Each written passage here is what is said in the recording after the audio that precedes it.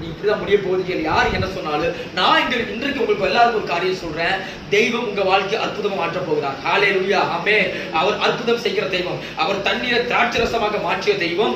இன்றைக்கு இதுவரை உங்க வாழ்க்கையில எவ்வளவு கஷ்டப்பட்டிருந்தாலும், போராடி இருந்தாலும், துக்கப்பட்டு பாரப்பட்டு மிகவும் சோர்ந்து அழுகையோடு நீங்க இருந்திருந்தாலும், இன்றைக்கு ஆண்டவர் சொல்லுகிற ஒரு காரியம், இன்றைக்கு நீங்க இயேசு விசுவாசித்து இயேசுவிடம் நீங்க போனீங்கன்னா, இயேசுவை நீங்க ஏற்றுக்கொண்டீங்கன்னா, இயேசு உங்க வாழ்க்கையை அது ருசியுள்ளதாக மாற்றுவார். ஹல்லேலூயா, ஆமென்.